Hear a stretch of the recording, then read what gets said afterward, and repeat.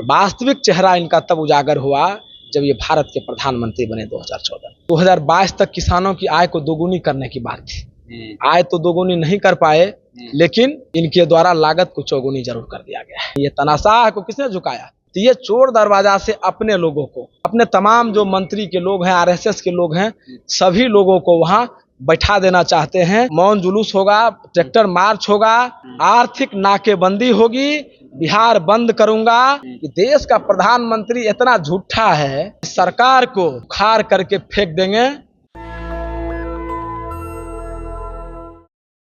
किसानों के तमाम मुद्दों को लेके आज बिहार में आरजेडी किसान प्रकोष्ठ की ओर से एक मैसिव प्रोटेस्ट का आयोजन किया गया था, जिसमें चंदन जी हैं जो प्रदेश अध्यक्ष हैं सर ना किसान प्रकोष्ठ के। इनके नेतृत्व में पूरा कार्यक्रम हुआ और इनकम टैक्स पर इनको रोक लिया गया पुलिस के द्वारा। क्या मुद्दे थे, नजदीक आ जाइए, क्या मुद्दे थे, बातचीत करेंगे। सर सबसे पहले आपका स्वागत है।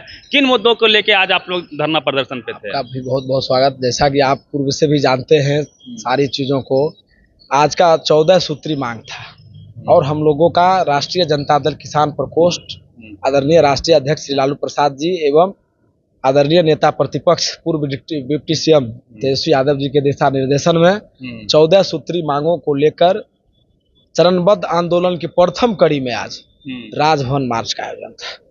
प्रमुख मांगे इस प्रकार से था। प्रथम जो मुख्य मांग है वो एमएसपी था। एमएसपी को आप लोग सब लोग जानते हैं, सरल भाषाओं में अगर कह लें कि संपूर्ण लागत का 1.5 गुना, किसान की जो संपूर्ण लागत है उसको 50% उसको कर दी। एक अब उसमें ये तो एक बात है। अब स्वामीनाथन जी ने जो रिपोर्ट दिया था, उन्होंने कहा था कि 22 फसलों के अलावा कुछ और फसल है जिसमें संपूर्ण लागत का 70% है। तभी कृषक, आज देख लीजिए, किसान कृषि के कार्य को छोड़ करके किसान मजदूर होते जा रहे हैं।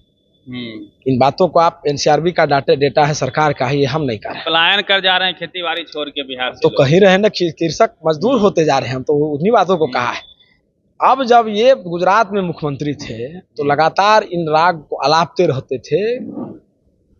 यूपीए की जब सरकार थी, आदरणीय राष्ट्रीय अध्यक्ष लालू प्रसाद जी के सहयोग से जब सरकार थी देश में मनमोहन सिंह की, तो लगातार ये आवाज बुलंद करते रहते थे अभिनय में। तो वास्तविक चेहरा इनका तब उजागर हुआ जब ये भारत के प्रधानमंत्री बने 2014। हमारे हिस्से और किसान प्रकोष्ठ राष्ट्रीय जनता दल के हिस्से की कोई मुद्दा नहीं। इन्होंने खुद ही वादा किया था। हम पहले उन्हीं की बात कर लें, फिर हम लोग अपनी बात करें किसान। इन्होंने कहा था कि 14 में हम अगर प्रधानमंत्री बनते हैं भारतीय जनता पार्टी ने, तो सबसे पहले किसानों को एमएसपी को कानूनी दर्जा हम देंगे। इन्होंने खुद कहा था। लेकिन आज तक देख लीजिए कुछ हुआ। 2022 तक किसानों की आय को दोगुनी करने की बात थी। आय तो दोगुनी नहीं कर पाए, लेकिन इनके द्वारा लागत को चौगुनी जरूर कर दिया गया है। इन बात को आप भी जानते हैं। आप देख लीजिए, लगातार नौकरशाहों के वेतन वृद्धि में 1919 से हम आंकड़ा हम आपको प्रस्तुत कर रहे हैं, तो 320% से अधिक का इजाफा हुआ है। और किसानों का जो उस वक्त मक्का हो गेहूं का जो रेट था 1919 में और आज है, मुश्किल 19% का इजाफा हुआ है। एक तरफ आप 320% का इजाफा हो जाता है, एक तरफ सिर्फ 19% का ही क्यों। कृषि प्रधान देश है और राज्य भी कृषि प्रधान है बिहार। हाँ, बिहार की यदि आप बात करते हैं तो बिहार में अलग किसान जो हैं, जो सीमांत किसान हैं, जिनके पास जमीनें नहीं है, दूसरों के जमीन को लेकर खेती करते हैं, उनके साथ चूंकि अभी बाढ़ का मौसम है, सबसे बड़ी समस्या ये होती है सर कि जैसे ही उनका फसल नष्ट हुआ, चाहे बाढ़, सुखाड़ या किसी भी तरह से पशु नष्ट कर दे, तो जो जिससे खेत लेके वो खेती करते हैं, वो जो बड़ा किसान होता है या फिर जो खेती नहीं करता, खेत पट्टे दे देता है, वो पैसा माफ तो करता नहीं है लगान, उनको पैसा भी उनको भी देना है, इनका फसल भी गया, दोहरी मार झेलता है किसान। इसको लेके कभी कोई नीति या फिर इस तरह का हमने फसल बीमा को लेकर के भी सवाल खड़ा किया है। हमने उसमें जोड़ा है जो नील गाय, आप नाम सुने हो। बिल्कुल बिल्कुल, ये ज्वलंत मुद्दा है। हमने किसी को छोड़ा नहीं उसमें, आप उनको पढ़ेंगे, लेकिन हम मौखिक रूप से भी आपको कह दें कि उन पर और फसल बीमा पर भी एक निश्चित नीति निर्धारण हो। ठीक है, नीति सर ये भी बने कि जो किसान जो सीमांत किसान है, जो भूमिहीन किसान है, दूसरे का खेत में खेती कर रहा है, उसका फसल नष्ट हो जा रहा है, पैसा सरकार देती है तो जो जमीन वाला है उसको पैसा मिल जाता है, लेकिन वो जमीन जो छोटे किसान देता है जमीन, खेती करने के लिए, उसका माफ नहीं होता है। ये बड़ी समस्या है, लोग इससे काफी परेशान हैं। समस्या इतना ही नहीं है, उससे भी एक कदम हम आगे बढ़े, बल्कि सैकड़ों कदम आगे बढ़े। किसानों की जमीन को जब अधिग्रहण किया जाता है सरकार के द्वारा, तो उसको खेती के रूप में किया जाता है, जिसका कीमत कम होता है, रजिस्ट्री का भी मूल्य कम होता है। आप उसी जमीन को कृषक बेटी का ब्याह हो या अन्य विभिन्न कार्यों के लिए अगर बेचने के लिए जाते हैं, तो उस जमीन को बांस का जमीन कर दिया जाता है रजिस्ट्रार के द्वारा, और कई गुना वृद्धि कर दी जाती है। आप बिल्कुल बिल्कुल ये तो बड़ी समस्या, बड़ी समस्या। आपने कहा, आप जो जिन बातों का जिक्र उल्लेख कर रहे हैं, उन चीजों को बाकायदा हमने इन मुद्दों को रखा है उस 14 सूत्री मांग में। तो ये ज्वलंत समस्या है।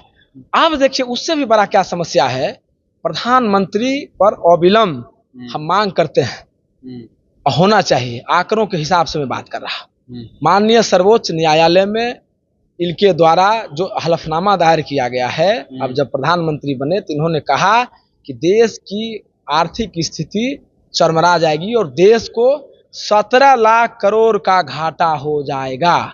तो आप समझिए कि किस गणित के छात्र हैं, किसी को पता चला है? मोदी जी किस विषय के छात्र हैं, किस विश्वविद्यालय से पास आउट, पता चला आज तक आपको? पता है? आपसे हम पूछ रहे हैं।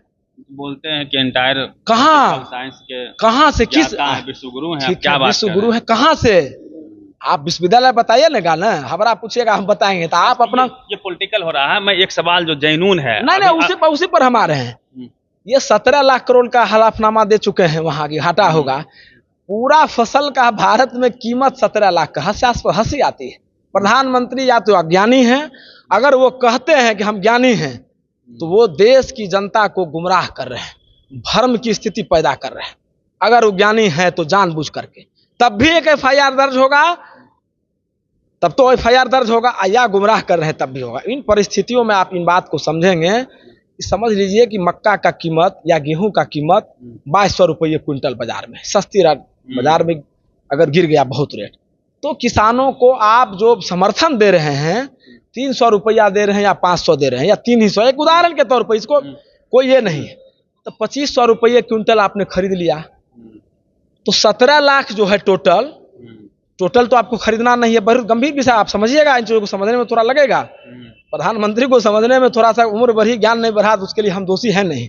हम कह रहे हैं कि 300 रुपया प्रति क्विंटल आप अगर अधिक लेकर के खरीद लिए हैं, तो 42 से 47 हजार करोड़ रुपया सरकार की जेब से जाएगा। क्लियर है? अब इसको ऐसे समझिए कि 47 हजार करोड़, तो 17 लाख करोड़ का कहाँ बात। एक दूसरी बात है कि जब आप इसको रखते हैं, रख रखाव का आप ही को करना है, सारे अनाज का गोदाम बनाना है, तो कृषि रोड मैप फर्जी है क्या है, उस पर भी हमारे फिर तो अगर किसी दूसरे देश को या बाजार में अचानक उछाल आ गया रेट में, आप अगर 300 रुपये क्विंटल बेच रहे हैं, तो जो 98 हजार करोड़ से ज्यादा का मुनाफा हो रहा है, अब कृषकों में जाके बांटेंगे। हम ये कह रहे हैं, आप दवाई लेने जाइए, MRP तय है ना, नहीं तो एक टेबलेट का दाम 1 लाख हो जाएगा। क्या करें? कोई नियंत्रण होना चाहिए कि नहीं होना चाहिए सरकार का? जब बाजार में हम चाहते हैं कि सरकार इसमें हस्तक्षेप करे, जैसे MRP तय है उसी तरह से किसानों के अनाज की MSP तय हो। भीख नहीं, संवैधानिक अधिकार मांग रहे हैं, अधिकार मिले। और इस अधिकार को लेकर के आपने देखा होगा, किसान संगठन के सामने ही ये तनाशाह को किसने झुकाया? किसने झुकाया इस तनाशाह को? आप मीडिया के साथ किसान आंदोलन से बड़ा आंदोलन इस देश में कभी हो? सर एक सवाल इंटरवेंशन करना चाहेंगे। बिल्कुल। अभी ICAR का एक आंकड़ा आया है, ICAR Indian council of agriculture research का वो है, जिसमें 2700 साइंटिस्ट की बहाली हुई। 2007 से ही अब तक एक करके बहाल किया गया, उसमें आरक्षण रोस्टर का पालन नहीं हुआ। इस पे क्या कहेंगे आप? अब तो आप जान ही रहे हैं कि व्यक्ति एक करके, इसलिए कि एक बार नहीं कर सकते हैं। 2700 जो आंकड़ा है, मोटे आरक्षण रोस्टर पालन नहीं करना। हाँ, एक करके, और चोर दरवाजा से। हमारे नेता हमेशा इनको चोर दरवाजा का भाषाओं का इस्तेमाल करते रहे। तो ये चोर दरवाजा से अपने लोगों को, ओम बिरला के बेटी का नाम एक बार आया था, आप लोग भी जान रहे होंगे, अपने तमाम जो मंत्री के लोग हैं, RSS के लोग हैं, सभी लोगों को वहां बैठा देना चाहते हैं, जो देश के लिए गंभीर विषय है और खास करके युवाओं के लिए सबसे बड़ा गंभीर विषय है। जो व्यक्ति यूपीएससी की तैयारी करते हैं, बीपीएससी की तैयारी करते हैं, दिन रात लगन मेहनत से पढ़ते हैं, सारे किसान के बच्चे हैं। आप एनसीआरबी का या जो भी डाटा आप निकाल तो वो उनके लिए उनके जीवन पर पूरी तरह से उनको मृत्यु के समान इनके द्वारा किया जा रहा है। इसको लेके आरजेडी आवाज उठाएगी, सब लोग बिल्कुल, सड़कों पे आएंगे। बिल्कुल। आरक्षण तो खत्म कर दिया गया आईसीआर में। बिल्कुल बिल्कुल, इसको लेकर के हम आपको बता दें, हमारा चरणबद्ध आंदोलन है। इसके बाद हम लोग 1 दिवसीय धरना का कार्यक्रम जिला मुख्यालय एवं प्रखंड मुख्यालय पर करने जा रहे हैं। इसके बाद 1 दिवसीय पुतला दहन होगा जिला मुख्यालय व प्रखंड मुख्यालय पर। उसके बाद मौन जुलूस होगा, ट्रैक्टर मार्च होगा, आर्थिक नाकेबंदी होगी, बिहार बंद करूंगा, और दिल्ली में भी हम लोग राष्ट्रीय जनता दल किसान प्रकोष्ठ की तरफ से दिल्ली भी कूच करेंगे। बिल्कुल बिल्कुल, इस आंदोलन को जोड़ा जाएगा। पूरे देश के आंदोलन, सारे नेताओं से हम संपर्क में हैं, हमारे संपर्क में हैं बल्कि, और इसको ये जब तक सरकार इन सभी मांगों को, उचित मांगों को, आप समझ लीजिए कि देश का प्रधानमंत्री इतना झूठा है कि जहां जाएंगे जिस चुनावी राज्य में वहां अलग अलग वादे। आप छत्तीसगढ़ हाल ही में संपन्न हुए 5 राज्यों के चुनाव में छत्तीसगढ़, तेलंगाना, राजस्थान में जाकर के इन्होंने कहा कि हमारी सरकार बनी तो हम धान की खरीदगी 3175 रुपये प्रति क्विंटल करेंगे।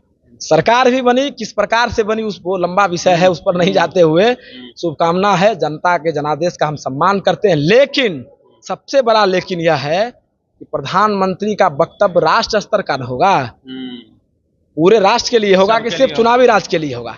वहां 3175 तो बिहार में 1800 रुपये भी खरीदगी नहीं हो पा रही है धान का। पता कर लीजिए, आप पता कर लीजिए, नहरों में पानी नहीं है, लोग सुदूर इलाके में 1100 बेचने पर मजबूर हैं। हम कह रहे हैं वही बिक रही है, मक्का बिक रही है। वही ये ज्वलंत, इन सारे ज्वलंत समस्याओं को लेकर के हम लोगों ने आज राजभवन घेराव करने का काम किया है। जल्द ही हम लोग सप्ताह भर में सप्ताह दर सप्ताह चरणबद्ध आंदोलन की रणनीति बनेगी और इस सरकार को उखाड़ करके फेंक देंगे का हम लोगों ने संकल्प लिया है। नहीं तो हमारा मांग सिर्फ इतना है, किसान हित में जो भी फैसले लिए जाए उसको अविलंब, जो जिनका वादा आपने बाकायदा किया है उसको पूरा किया जाए। उसके बाद हम लोग, फिर हमारी मांग पूरी हो जाए, फिर हम लोग सड़क पर आने की कोई बहुत आवश्यकता नहीं है। चलिए, चंदन यादव जी थे, पटना यूनिवर्सिटी के स्टूडेंट भी रहे हैं, तेज तर्रार युवा नेता हैं, किसान प्रकोष्ठ के अध्यक्ष भी हैं आरजेडी में। और आज इन्होंने जिस प्रकार से कार्यक्रम किया, पूरे पटना के सड़कों को पाट दिया था, पूरे देश की नजरें इस आंदोलन पे थी। और जिस प्रकार से किसानों के मुद्दे हैं उसको लेके लगातार आरजेडी सड़कों पे आती रही है। आपका क्या मानना है पूरी बातचीत पे? प्रतिक्रिया दीजिए। रवि मेहता, नेशनल दस्तक, पटना। नेशनल दस्तक की आपसे गुजारिश है कि अगर इसको बचाना चाहते हैं तो नेशनल दस्तक को सब्सक्राइब करने के लिए रेड कलर के सब्सक्राइब बटन को दबाएं, फिर बेल आइकन की घंटी दबाएं। नेशनल दस्तक को बचाने के लिए बहुत जरूरी है कि हर खबर को शेयर करें, लाइक करें, कमेंट जरूर करें।